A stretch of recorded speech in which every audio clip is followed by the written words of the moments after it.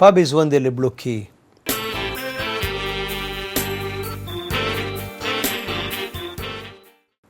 La sincérité fait le tri.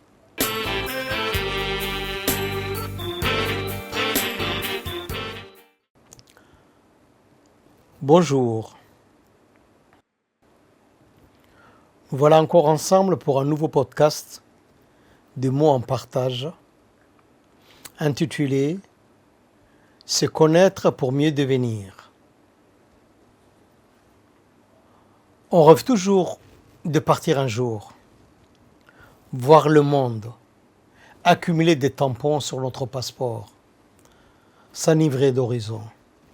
Mais avez-vous déjà pensé à visiter le seul territoire que vous habitez vraiment depuis toujours, vous-même? C'est un voyage sans valise ni visa, mais avec de sérieuses turbulences. On y croise ses joies, ses peurs, ses regrets et parfois son ego en claquette. Socrate, ce vieux sage sans compte Instagram, disait « Connais-toi toi-même et tu connaîtras l'univers et l'éternel ». Rien que ça. Pas une excursion touristique donc, mais une odyssée intérieure. Et bonne nouvelle, pas besoin de billets d'avion, juste un peu d'honnêteté et beaucoup d'humour. Nous vivons à une époque où tout le monde parle, mais où plus personne n'écoute, où l'on fait des selfies pour se prouver qu'on existe, où la valeur d'un sourire se mesure en likes. Nous avons troqué notre boussole intérieure contre le GPS social. Et malgré toutes ces cartes numériques, nous sommes nombreux à être perdus. Se connaître devient alors un acte de résistance. Résister à la vitesse, à la comparaison, à l'illusion d'un bonheur préfabriqué. C'est dire « Merci, je préfère me découvrir que me déguiser ». Apprendre à se connaître, c'est comme ouvrir une vieille malle au fond du grenier. On y trouve des trésors, des cicatrices, des rêves, des colères et parfois des perles rares. Nos valeurs, nos dons, nos fragilités lumineuses. C'est une archéologie du cœur. Un ménage de printemps dans son âme, sans balai, mais avec lucidité. Alors oui, ces voyages peuvent faire peur, mais il n'y a pas de liberté sans vérité. Et au bout du chemin, peut-être trouverez-vous ce que personne ne peut vous voler, votre propre lumière.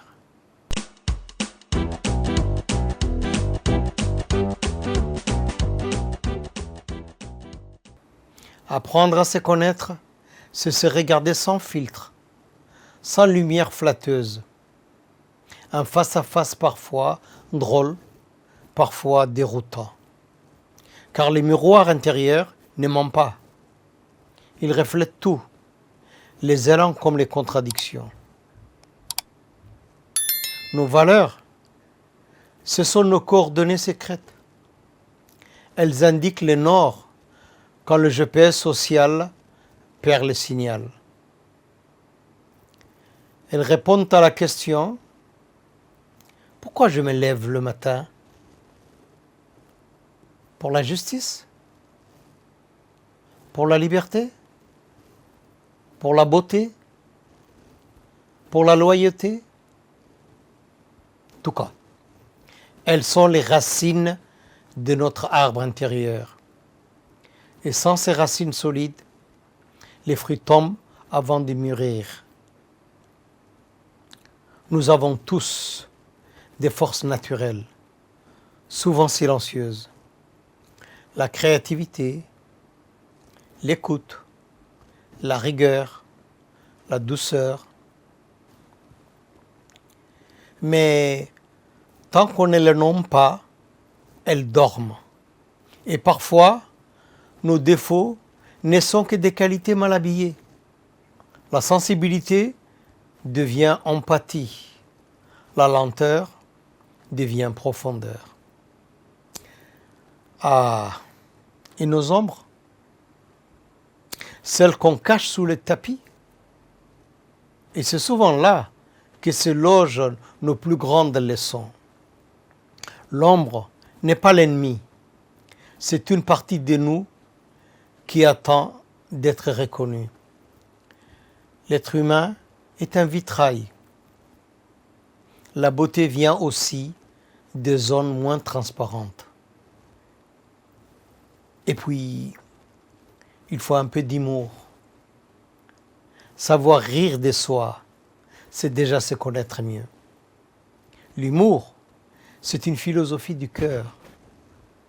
Parce qu'au fond, vouloir comprendre le monde sans s'être compris soi-même, c'est comme réparer une montre avec des gants de boxe.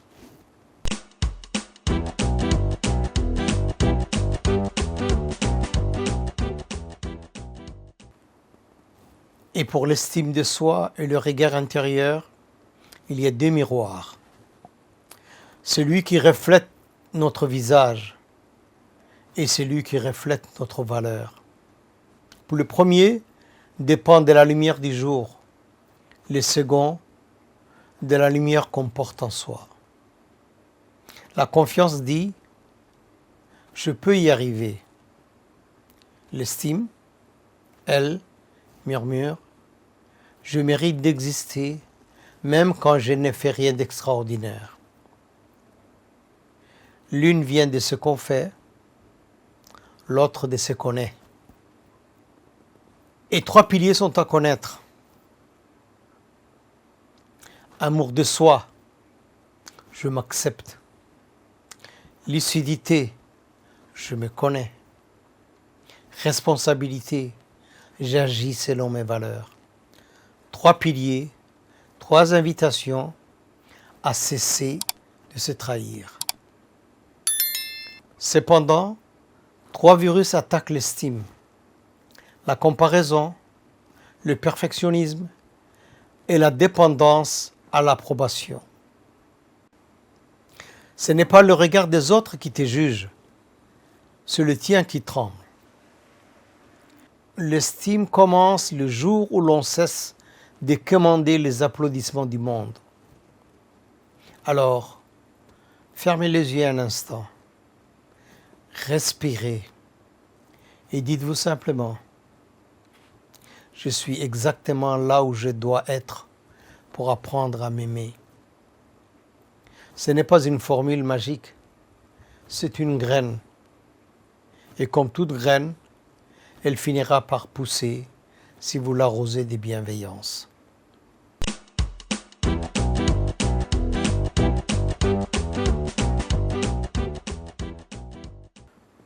Nous vivons sur une grande scène. Réseau, performance, apparence. Mais à force de jouer, on oublie le texte de sa propre vie. Être authentique, ce n'est pas tout dire, c'est tout vivre. Ce n'est pas crier sa vérité, c'est l'habiter. C'est faire la paix entre ce que je pense, ce que je ressens et ce que je fais. Quand on cesse de tricher, les bonnes personnes restent. Les mauvaises s'éloignent d'elles-mêmes. Pas besoin de les bloquer. La sincérité fait le tri. Et surtout, n'oublions pas l'humour. L'humilité et le rire sont les deux gardiens du vrai. Parce qu'être soi, ce n'est pas se prendre au sérieux. C'est préférer les vrais inconforts au faux confort.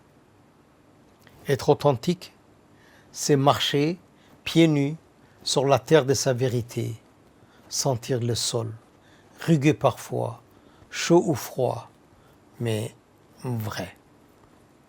Et quand on marche sur sa propre route, chaque pas sonne juste.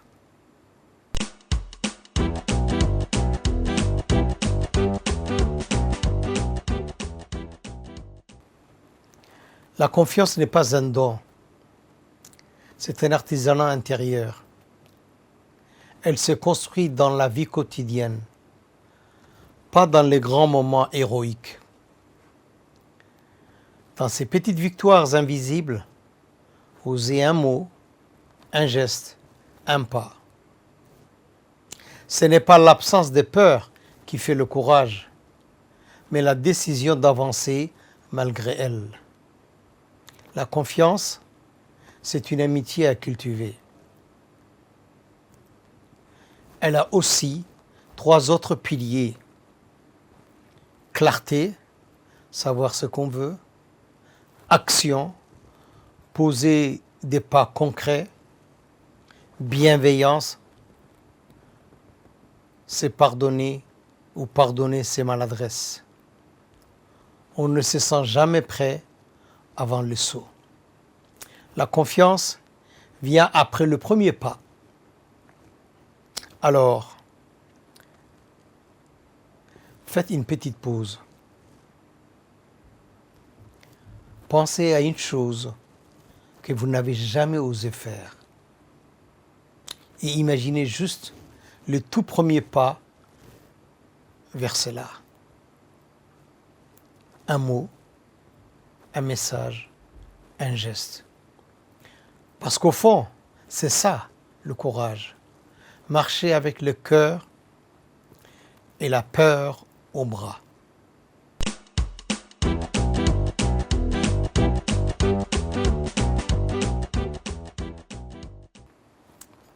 C'est connaître, c'est s'accepter. S'estimer, c'est s'aimer. Être authentique, c'est se respecter. Avoir confiance, c'est se permettre d'avancer. Nous sommes tous des instruments de musique. Tant qu'on joue la partition des autres, on sonne faux. Mais dès qu'on s'accorde à sa propre note, on résonne juste. N'est-ce pas Nietzsche qui disait « Deviens ce que tu es quand tu l'auras appris ». Le monde n'a pas besoin de copies conformes, mais d'être cohérent. D'âmes qui respirent leur vérité sans l'imposer. Alors, avant de partir, choisissez une chose à cultiver chaque semaine. Une valeur, une action, un mot.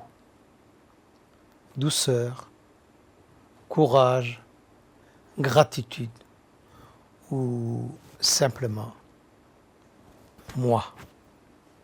Le moi, ce n'est ni l'esprit, ni le corps. Parce que le moi doit posséder une permanence que ni le corps ni l'esprit ne possèdent. S'affirmer sans s'imposer, c'est l'art des âmes en paix. C'est jouer la mélodie de sa vie sans chercher à couvrir celle des autres. Et croyez-moi, le monde, lui, vous écoutera. Je vous remercie.